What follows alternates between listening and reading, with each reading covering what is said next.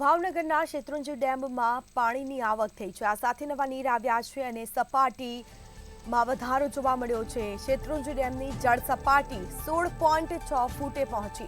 ભારે વરસાદના કારણે શેત્રુંજી ડેમમાં નવા નીરની આવક થઈ છે।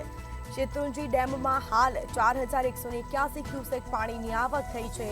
શેત્રુંજી ડેમની જળ સપાટી 16.6 ફૂટ થઈ છે।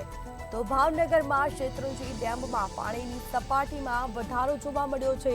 તો એક તરફ ધોધમાર વરસાદ વરસી રહ્યો છે, નવા નીરની આવક થઈ છે ડેમમાં, જેમાં શેત્રુંજી ડેમમાં હાલ 4181 ક્યુસેક પાણીની આવક થઈ છે। શેત્રુંજી ડેમની જળ સપાટી 16.6 ફૂટ પહોંચી। ભાવનગરના શેત્રુંજી ડેમમાં પાણીની સપાટીમાં વધારો જોવા મળ્યો છે। તો હવામાન વિભાગે જે રીતે આગાહી કરી હતી તે રીતે ધોધમાર વરસાદ ખાબકી રહ્યો છે। તો બીજી તરફ નદી નાળા છલકાયા છે। શેત્રુંજી ડેમમાં પણ પાણીની આવક થઈ છે। શેત્રુંજી ડેમની જળ સપાટી 16.6 ફૂટ પહોંચી। તો ભાવનગરના શેત્રુંજી ડેમમાં પાણીની સપાટીમાં વધારો જોવા મળ્યો છે।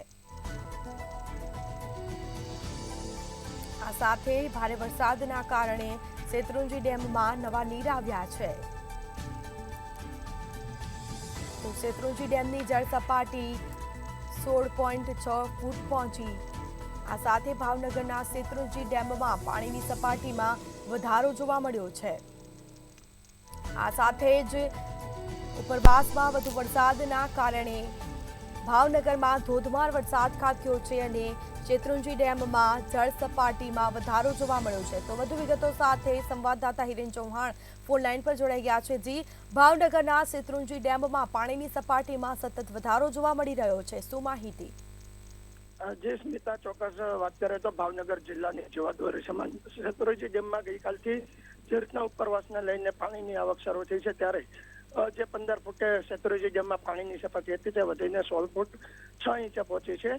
હાલ તો પાણીની આવક ધીમે ધીમે કહી શકાય કે શરૂ છે, પરંતુ જે રીતના શેત્રુંજી ડેમ જો ઓવરફ્લો થાય તો ભાવનગર જિલ્લા સહિત આસપાસના વિસ્તારોને પિયતનું પાણી તેમજ પીવાલાયક પાણીની ઉપલબ્ધિ છે તે કરતો હોય છે, જેને લઈને સ્થાનિક લોકોમાં પણ ખુશી જોવા મળે છે। જી બિલકુલ જી, તમામ જાણકારી આપવા બદલ આપનો આભાર। તો આ સાથે જ ડેમ ઓવરફ્લો સપાટીમાં વધારો થયો છે, નદી નાળા છલકાયા છે।